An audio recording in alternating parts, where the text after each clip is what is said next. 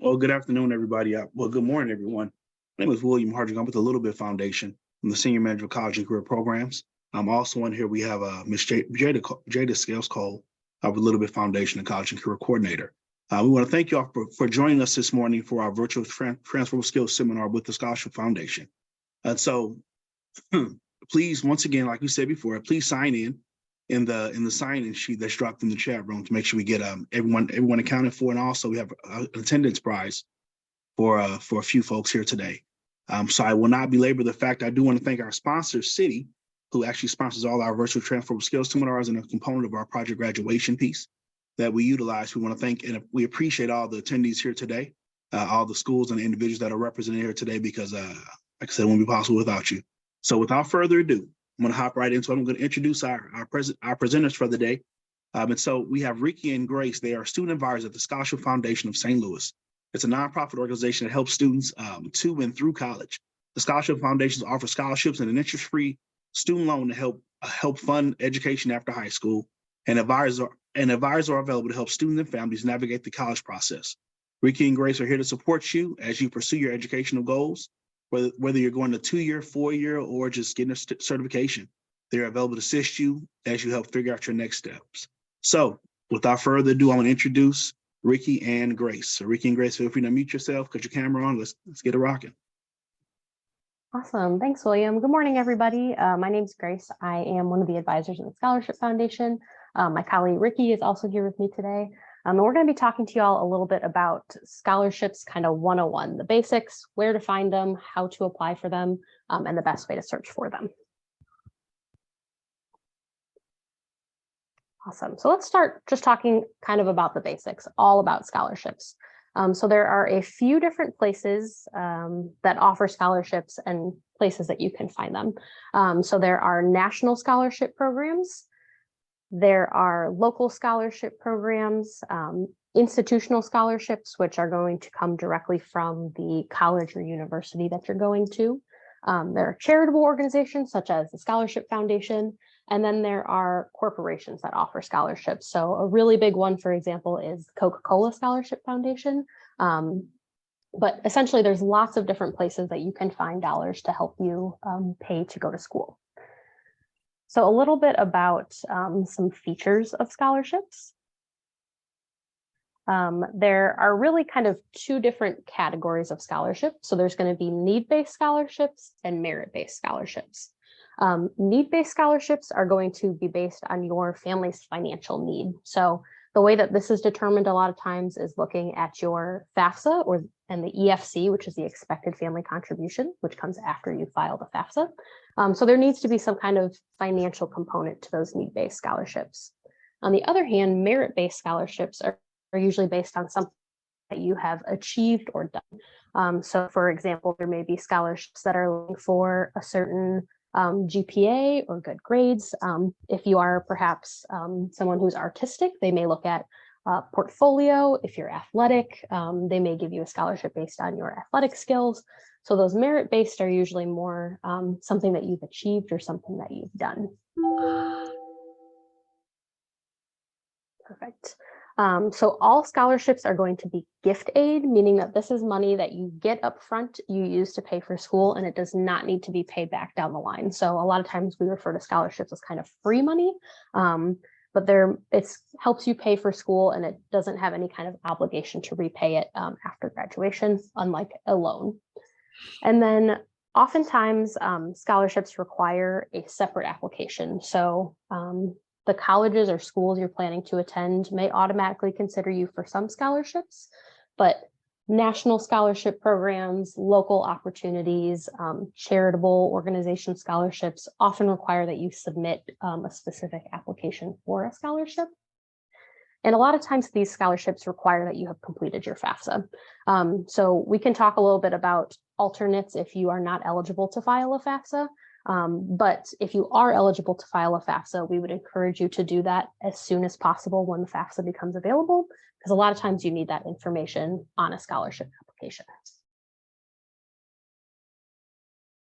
Awesome. So now let's talk a little bit about how to run kind of a successful scholarship search.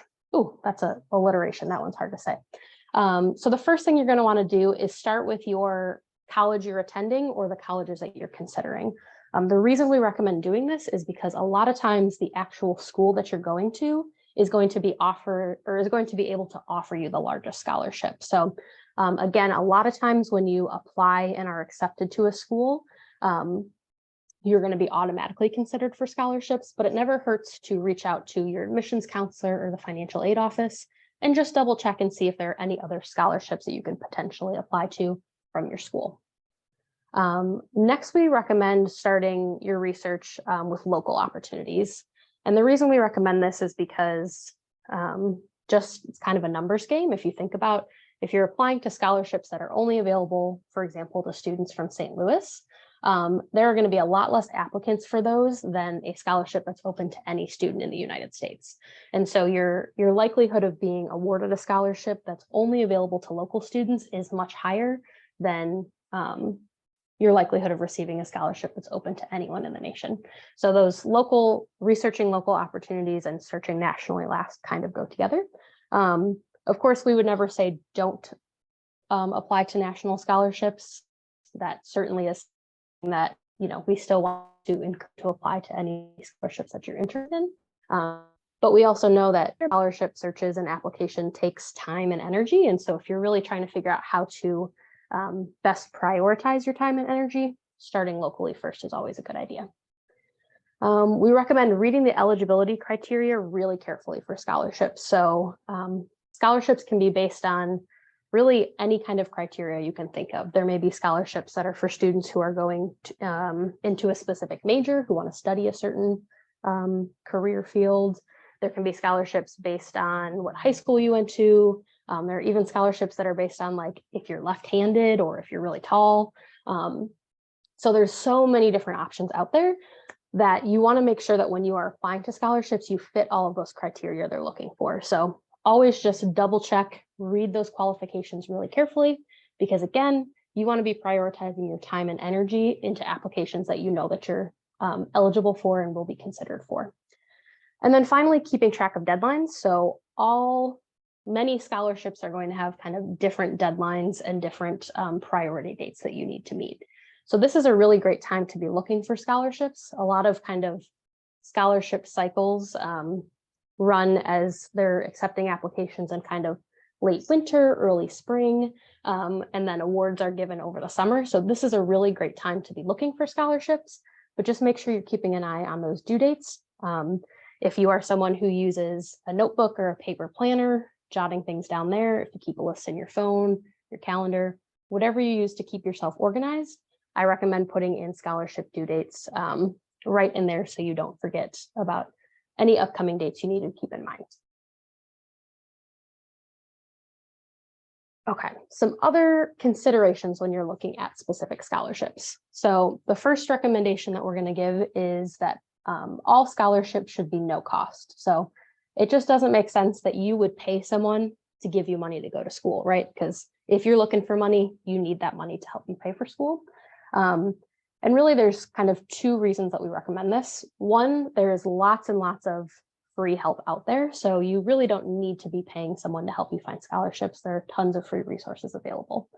The second being that certainly there are some legitimate scholarship search engines or places that you do need to pay and they will help you. But there are a lot of scams out there as well.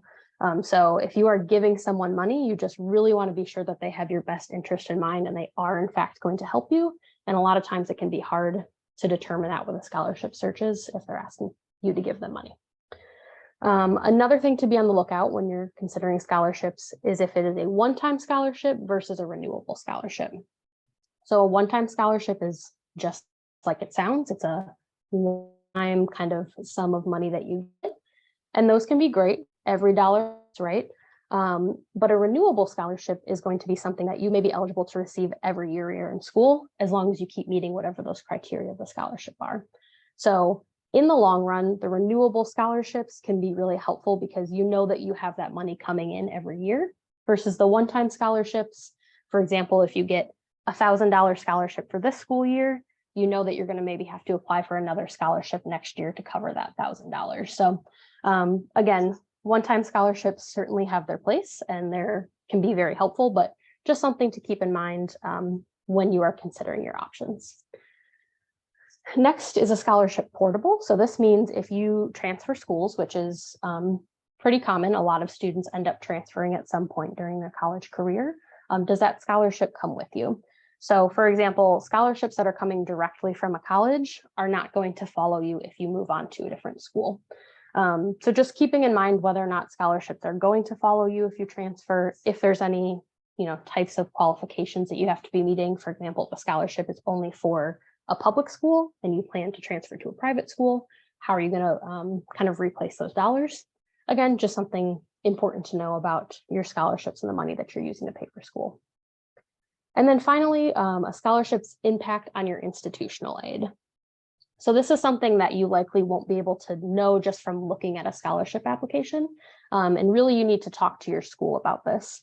So some schools have a practice of something that's called aid displacement, meaning if you bring in a scholarship from an outside source, they will lower the scholarships that they are giving you. So for example, if a school is giving you a $10,000 scholarship and they see that you're bringing in a $5,000 scholarship from an outside source, they may lower the scholarship they're giving you to $5,000. So you just have $10,000 again, which in the end kind of all washes out. And so that's not helpful, right? If you are bringing in extra money because you need more money and they're reducing money, in the end, it all kind of balances out.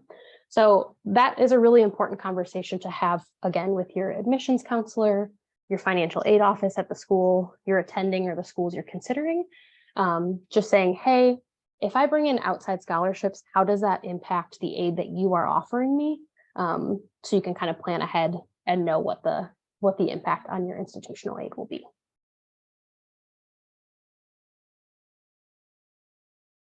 Awesome. So that's a little bit about kind of basics of scholarships.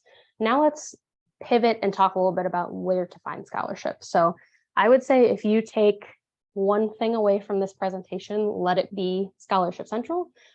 For some folks, this may be a refresher. You may already be familiar, but if this is new, I think this is probably the most important thing that we'll talk about today. Scholarship Central is a really, really great local scholarship database for students from the St. Louis metro area and the state of Missouri. So there are over 100 scholarship opportunities on this website. And I will say every time I go in there, I see new ones. So there's constantly things being added.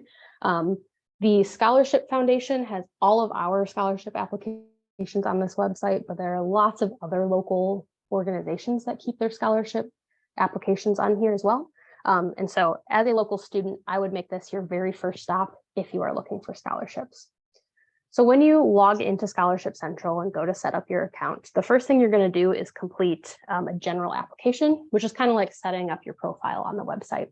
And so it's going to ask you some basic questions about yourself, where you went to high school, maybe what you want to study in college, just some information about you.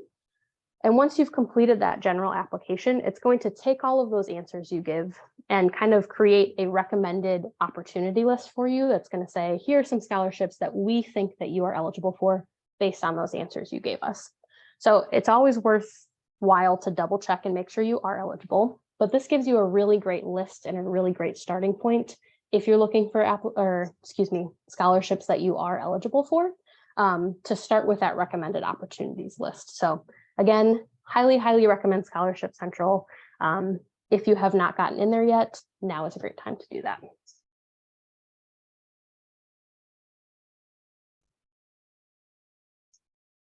Awesome. So I'm going to hand it over to my colleague Ricky in just a minute to talk a little bit more about scholarships specifically from the Scholarship Foundation.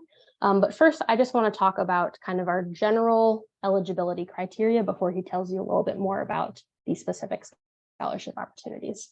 So all of our scholarships are going to be need-based, which if you remember back a couple minutes ago, that means that we have kind of a financial need component to all of our scholarships. So we look at your EFC or your expected family contribution that comes from your FAFSA, and all of our scholarships are going to have the criteria that we're looking for folks whose EFC is 15,000 or less.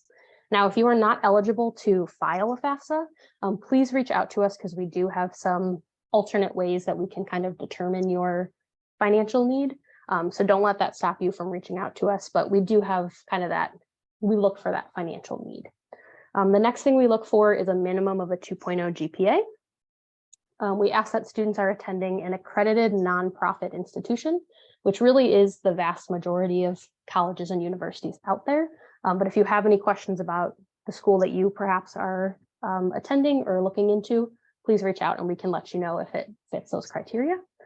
And then we ask that students seeking first certificate, associate's, or bachelor's degree. So an associate's is what you typically get at a 2-year school. Bachelor's what typically comes from a 4-year university.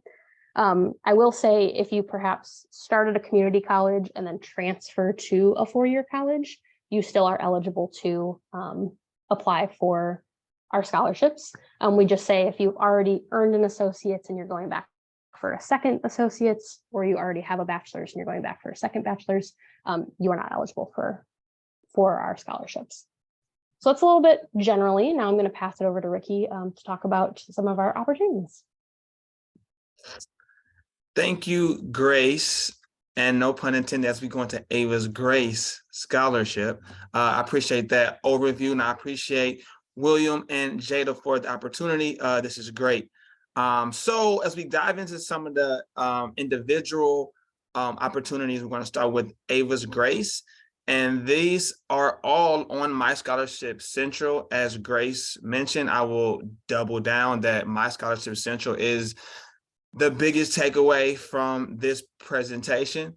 So the Ava's Grace Scholarship is for students who have or had a parent that is incarcerated, all right? And it's up to $5,000 a year, and the requirements are to being a resident of Missouri or certain Illinois counties.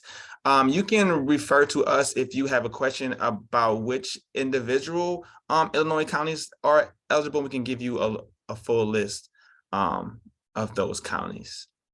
All right, next we have, and I did see some questions in the chat, and we will open the floor for questions at the end. All right, next we have the Deaconess Foundation Nursing Scholarship. So this scholarship is for students who are pursuing nursing.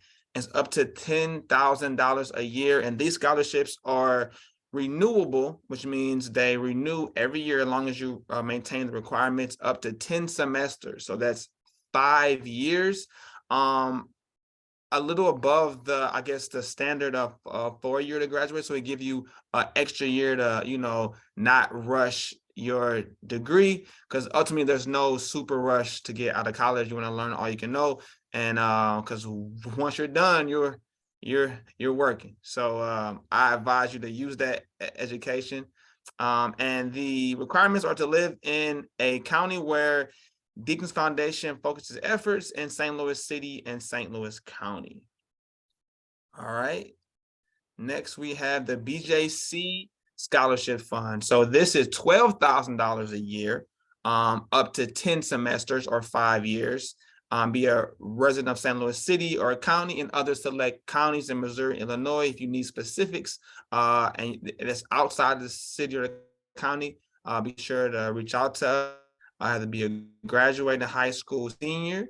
And another, so to this scholarship that is a little different is you do need to attend a in-state 4-year public university. So I would say a majority of the colleges in St. Louis are private. They're only in St. Louis. In Missouri, you think of like SEMO, Missouri State, Mizzou, but specifically in St. Louis, I believe UMSL and Harris Stowe are the only public schools in St. Louis. So that's special about this scholarship. You do have to go to a 4-year in-state school. So if you are looking to apply for a school in-state, this would be a great opportunity for you. All right, next we have the New Era Scholarship. All right, so this is also $12,000 a year, up to 10 semesters. Be a St. Louis metro area resident, graduating high school senior. And this particular scholarship, you do need to be in one of these partner programs. So Big Brothers Big Sisters of Eastern Missouri, College Bound, St. Louis Internship, SLIP, or Wyman's Teen Leaders Program. So if you're in one of these programs, you will be eligible for the New Era Scholarship. And this is also renewable up to 10 semesters.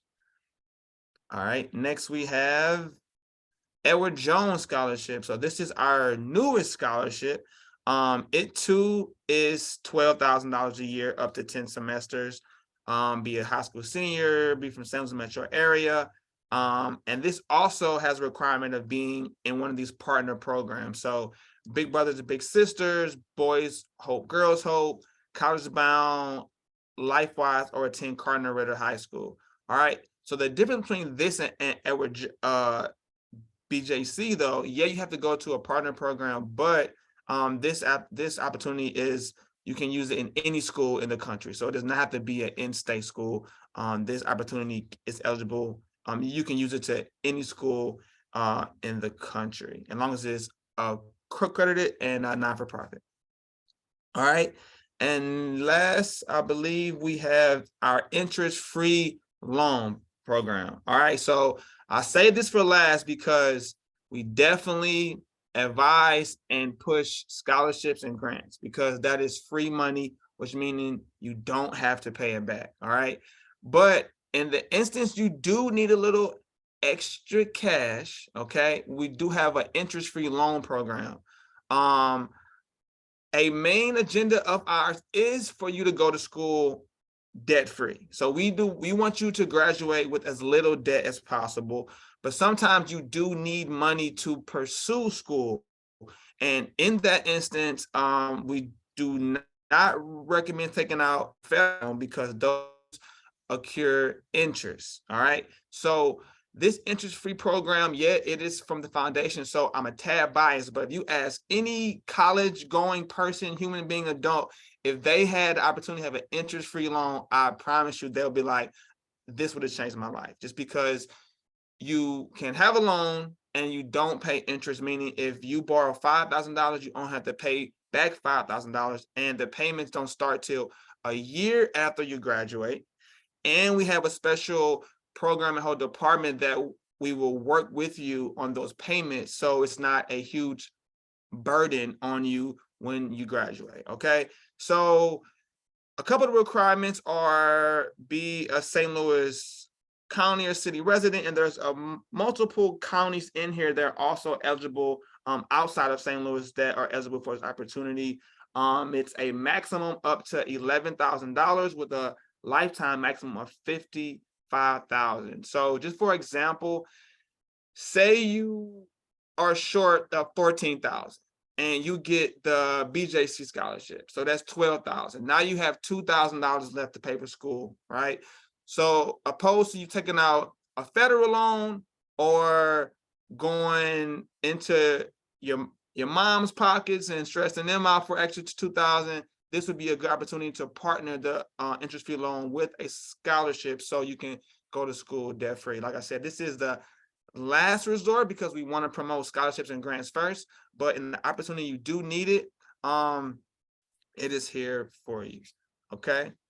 I think that's all opportunities. You can go to the next slide, please. And I'm gonna let Grace close it out. Thanks, Ricky. So really just a couple more things that we want to touch on. So we want to start with how to apply to these scholarships that Ricky just talked about. And we do have several other scholarship opportunities that we offer as well. So let's kind of walk through that process. So as we've said multiple times, all of our scholarships and many other great scholarships are located on myscholarshipcentral.org. So again, if you haven't been there, as soon as possible, I recommend getting in there, setting up a profile for yourself. So that's where you can find all of our applications. So our application cycle, right now we're accepting applications for next academic year. So if you're a current senior or if you're a current college student looking for money for next school year, this is a great time to get in and apply. Our applications open January 1st and they are available until April 17th this year.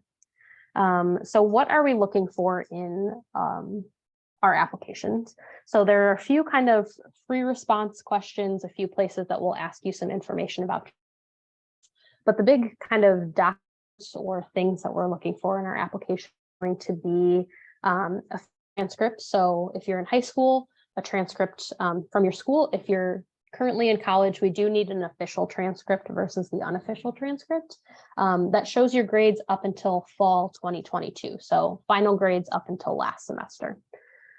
We look for your student aid report, which is kind of the summary and the file you get after you filed your FAFSA. We look for your 23-24 FAFSA or student aid report, excuse me, because again, this funding is for next academic year. Again, if you are not eligible to file a FAFSA, please reach out to us so we can help you get an alternate document to use for that student aid report. For our scholarships and our interest-free loan, you do not need to be eligible to file a FAFSA to be considered for our opportunity. So please reach out if that is a concern. We look for your financial aid award letter from your school. And the reason we do that is because our goal is always to be last dollar funding. So we want to provide you with, like Ricky said, whether it's just a scholarship, a combination of scholarships and loans, just our interest-free loan. We want to close whatever gap you have remaining after the other aid that you've been offered from your school. So we take a look at your financial aid award letter to see how much additional money you need to kind of cover all of your costs for the year. And then we have a space for you to send an email to someone to provide you with a recommendation. So whether that's a coach, a supervisor, a teacher, someone who is not a family member and can kind of speak to who you are as a person, we ask that they fill out a little form to provide you with a recommendation. So if you have any questions on these applications, please reach out to us. Myself, Ricky, and our other student advisors do not make any kind of funding decisions, meaning that we can sit down and help you work through these applications. Our fabulous colleagues on the awarding side handle all of that decision-making process. So we are able to sit down and help students kind of navigate this process. So again, if you have questions, if you're working on an application and need some help, please reach out to us so we can assist you with that.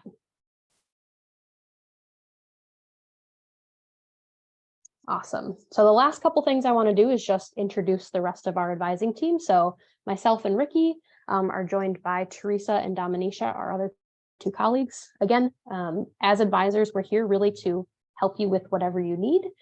So yes, we would love for you to apply for our scholarships and consider our funding, but you don't have to do that to receive assistance. So if you just have questions about going to college, if you need help looking at a financial aid offer letter and understanding it, that's what we're here to do. So never hesitate to give us a call, email.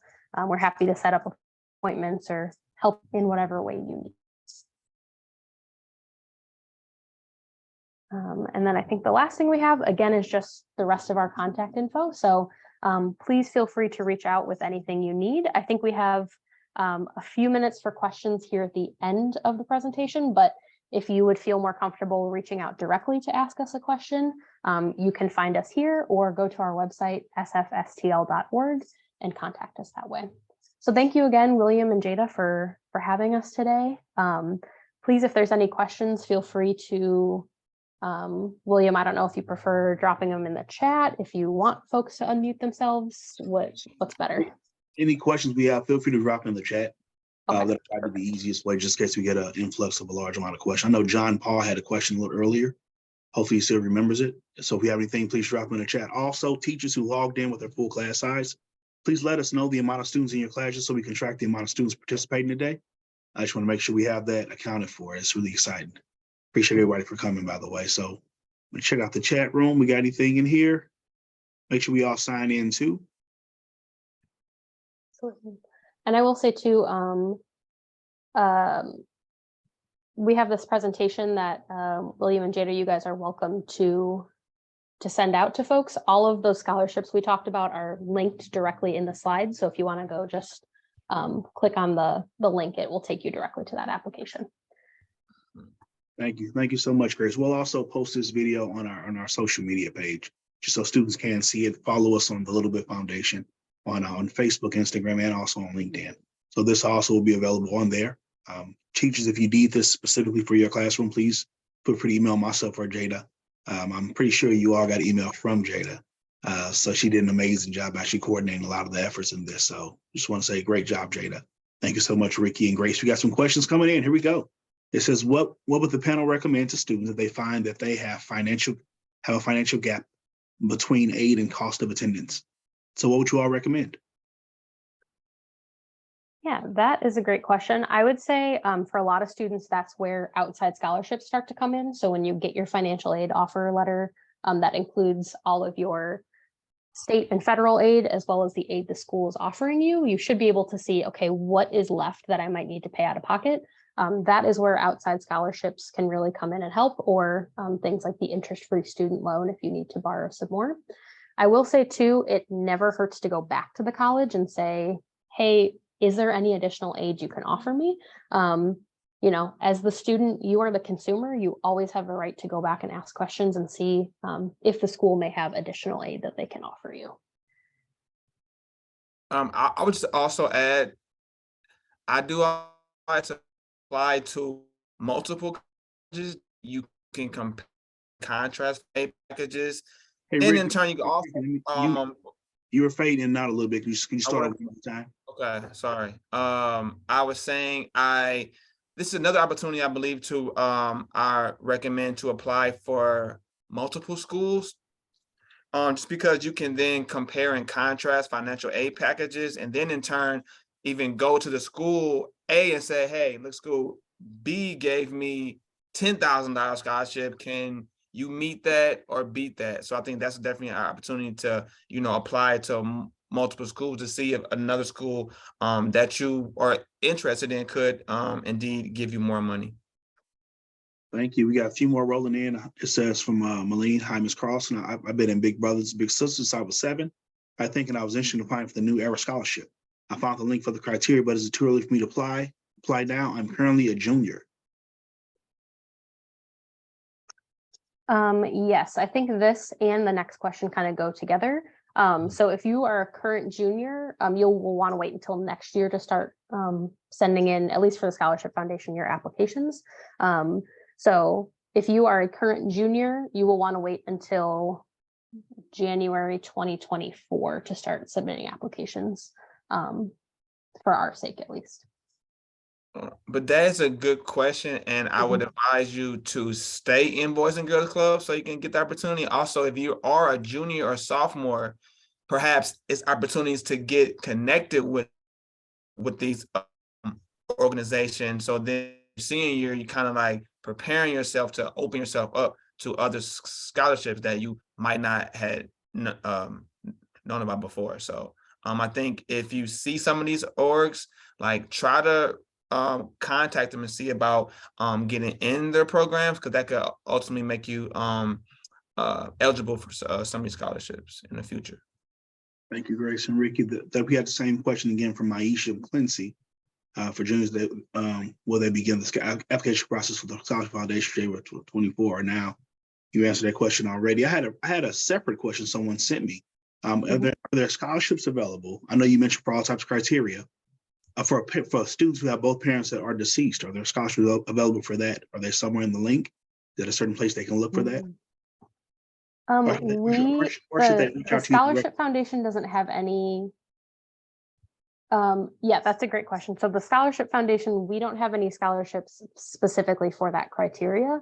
I would be willing to guess, and this is just an educated guess, that there probably is a scholarship out there somewhere for that criteria. You are welcome to reach out to our advisors and we can help you do a little research and see if there's anything out there that would be a fit for that specific criteria. But you may be eligible for our other scholarships based on other criteria and other things about you. So I would encourage you to still consider our other scholarships as well. Thank you. So I'll ask this question. It's not in the chat, but I'll probably get this later. Would you all be open to talking to just individual classes that may be here now? It's a ton of students here, a ton of classes here. Would you all be open to doing like additional things for individual classes and students to talk more about the scholarships available? Yes, I would say we definitely can connect offline, and with this being in our cycle ending April 17, we definitely want to get the word out there as much as we can on this scholarship application cycle. So yes, we will be open to that, we are, just to be transparent, we are pretty stacked, and we have a lot of requests, and we have a lot of, we're in a lot of schools currently, but we're definitely open to trying to find the best ways to connect with new schools. So if you can go back to the next slide, maybe Will, and you can those are me and Grace's individual contacts or emails. You can just reach out to us individually if that will work. Or you Yeah, can do the CPI, the last one is fine too. Yeah, we love to come out to schools during the school day and work with students. We're available to do, like evening presentations, workshops for parents, families. Basically, whenever we get the opportunity to connect with folks, whether it's virtually, in person, whatever, we are happy to do that. So and let us know what we can do for your students. Thank you. I definitely appreciate that. We have no additional questions in the chat. Before I start doing my thank yous, I want to express something out loud. We have quite a few students that came in here today. I want to thank Rittner with the largest amount of students who came in today. We have 53 that's registered, Jada. Wow. Yes, 53. Okay, we also had 8 additional students that's mentioned from Hartman's advisory. So we have 61, that's doing math early in the morning, 61 students from Rittner registered. So we thank you all for being a part of it today. So we appreciate everyone that came out. We know Rittner came out, had the most students. And our winner today for our gift card, we have a $25 gift card, Visa gift card. It will go to, I'm pausing for dramatic effect, Yasmin Tavares from Rittner High School.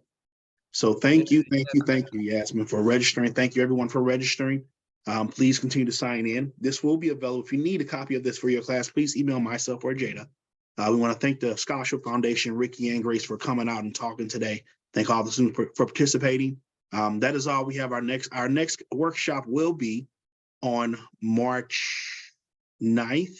We'll send an email out about that to everyone. And we'll be talking about interviewing skills. So please join us.